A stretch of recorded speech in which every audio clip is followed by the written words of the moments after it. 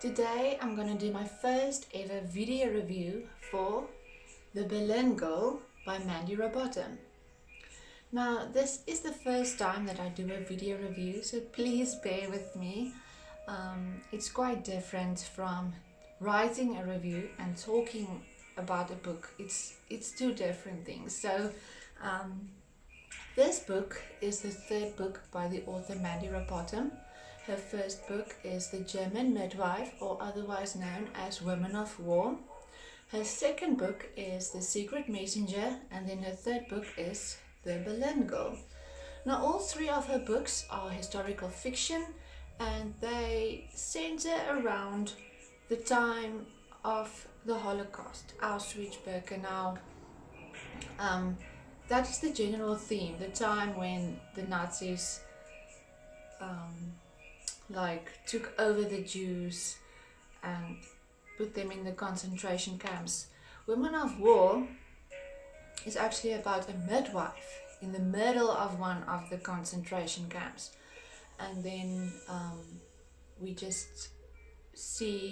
get a glimpse of a midwife inside the concentration camps. But this book is actually the time period before the concentration camps actually started. In this book, the concentration camps was about to start, and it was just the beginning. So we meet Georgina Young in 1938. She is a reporter in London. She works for the Chronicle newspaper, and many people looked down on her because she was a woman in a man's world. In those times, it wasn't appropriate for a woman to be a reporter. So she reported under a man's name as George Young. And so she attended a summer media ball, and a man came walking towards her, and he started making small talk. He wanted to dance with her, but she quickly dismissed him and said she's not interested. Her shoes are hurting her feet. But as they were talking, she found out that he is a reporter for the Telegraph. And then a few weeks passed. She forgot about this man. His name is Max Bender. She forgot about him, never to see him again. And then a few weeks later, she's at the airport. She is waiting to board a plane because she is going to Berlin, Germany, to report about the ongoings there. It's a time when Adolf Hitler just started rising. It was just starting to take Berlin over, and the rest of the cities, the surrounding cities and areas. So she was assigned as a foreign journalist to go there.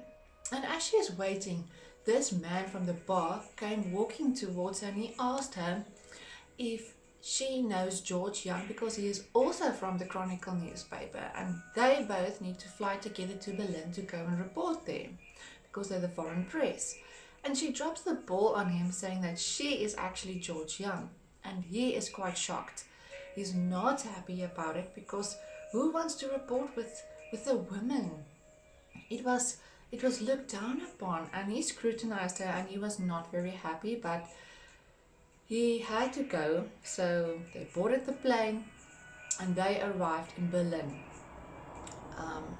Both of them were booked into the same hotel, but they were to split paths and report on their own, because both of them reported different newspapers.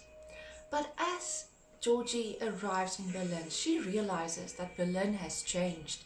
It's not the same Berlin from 1936 when she reported about the Olympics.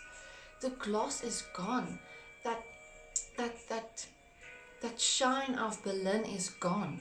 But instead, the streets are filled with Nazi propaganda, and red flags are waving in the air everywhere, and Nazi insignia is everywhere.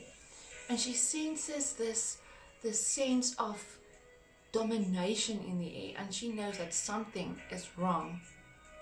And now the story continues with Georgie and Max both reporting, and they're discovering horrendous things that's happening in Berlin, and it's their mission to get the truth out to the rest of the world, because the Nazis are portraying that everything is going good and well in Berlin, but instead they are creating concentration camps, and they are arresting Jews, treating them unfairly, showing violence towards them when they didn't even do anything. They arrested them for the crime of being a Jew.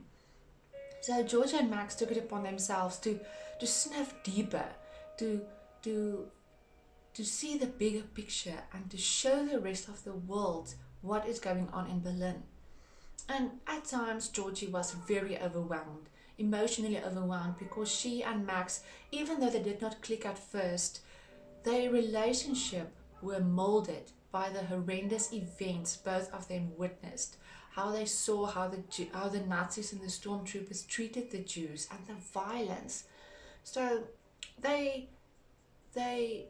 formed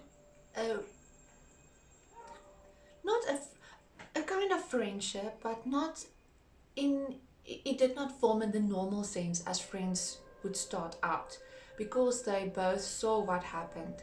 They got a sympathy, and that formed their friendship.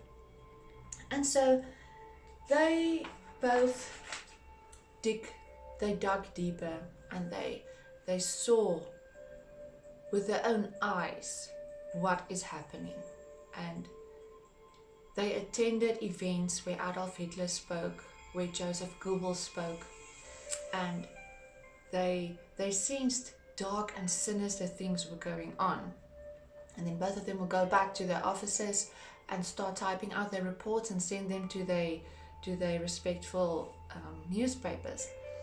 And whenever the names of Joseph Goebbels, Heinrich Himmler, Rudolf Hess, Friedrich Graf, and Adolf Hitler were mentioned, a storm is coming. They knew that a storm is coming, and the tension was in the air. People waited because they knew this bomb is going to explode, and when it's going to explode, it's going to be chaos. What I like about this book is that it has a good flow to it. The author, Mandy Robotham, has an amazing ability to take that emotion from that time in 1938, what those people experienced. And I mean, even though this is fiction, the history about the Holocaust is true. And there were people that were treated poorly. There were people who were treated unfairly, and that experienced horrendous things. And Mandy Robotham took that trauma, sadness and pain, and she let it jump off the pages into the reader's hearts. And it's not the feeling of, I'm feeling what the character is feeling. It's not that. It's more than that. She takes us and she sits us down in the living room of Ruben and Sarah Amsel with their 2 children. Ruben and Sarah Amsel was a family, a Jewish family in Berlin, and he was her driver that took her around the city whenever she needed to be somewhere. And she realized that he was experiencing a lot of trauma and pain by the hands of the Nazis, and she and Max became personally involved in this family to help them to escape the claws of the Nazis. And Mandy Robotham takes us into the living room of Ruben and Sarah, where they are sitting and reading the horrendous and devastating letters from his brother-in-law Elias, who is in the concentration camp Sachsenhausen. The Nazis portrayed it as a camp where a camp for the Jews' own safety, but it was actually not. Elias was describing things that is happening there, and it left all of them shocked, and they knew that they had to get him out of there. And they took Mandy Robotham took us to the time when Ruben and Sarah had to say goodbye to their 2 children so that they can go to England for safety, because they weren't safe in Berlin anymore, because they were also going to be captured by the Nazis, and at the hand of the Nazi it's just pain. And so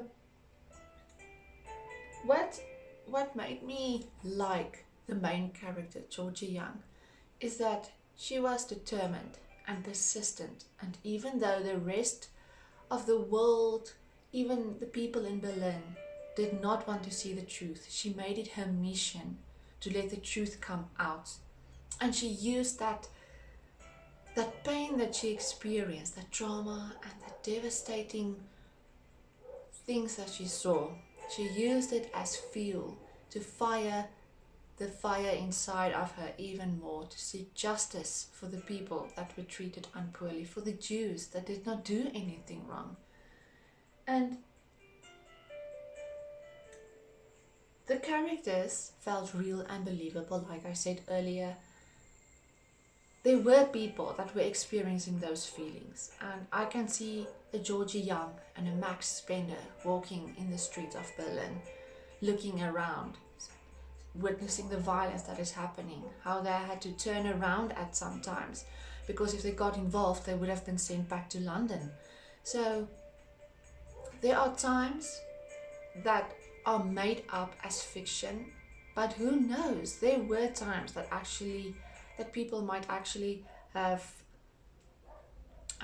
experienced that and had to walk away because of what they saw, and they knew that if they got involved that they would either be caught, sent to a camp, or even sent out of the land, out of the city. I am sorry, but my music stopped playing now, and now I'm getting distracted. Sorry for that. What I disliked about the book, not quite dislike, but the ending happened a bit too quickly for me. At the end, we are in the year 1946, and then the years skip in just a few pages to 1994. So it wasn't in a lot of detail, it was just skimmed over, but the book is still amazing, really. I rated the book 5 out of 5, and I feel that everybody needs to read this book. If you like historical fiction, if you like The Tattooist of Auschwitz or Silka's Journey by Heather Morris, then you will definitely like this book. And if you have read Mandy Robotham's first 2 books, then you will know that she does not disappoint, that she is a phenomenal writer, and that she really has the ability to capture history and make historical fiction come alive. Like I said, I recommend this book to anyone who likes historical fiction, and if you haven't read Mandy Robotham's work before, you must. Really, you are missing out. You must read her books. She really does have this amazing ability to take historical fiction, to transport you while you are sitting here in this lockdown. She takes you back to 1938 in Berlin, and I really enjoyed that. I have received a copy of this book by Avon Books UK via Netgalley, so I just want to give a huge thank you to Avon Books UK and Netgalley for the opportunity to review this book. Thank you so much. And this review is typed on Goodreads, on my blog, and on Instagram and on Facebook. So this is my first video review for this book, and like I said, it's The Berlin Girl by Mandy Robotham. This book is not available yet. You can pre-order it. It will be published around 29 October 2020. So just go and type in The Berlin Girl by Mandy Robotham and pre-order that book. Thank you so much for watching, and I really hope you enjoyed this video. And if you want to chat with me about any books, about anything, what's your favorite historical book? Do you read historical fiction? Is it your favorite genre? It's one of my favorite genres, really. I do enjoy historical fiction a lot. So let me know. And if you want to chat with me, I'm on Instagram, Facebook, Goodreads, I have a blog, and on YouTube. Thank you guys. Have a nice day. Bye.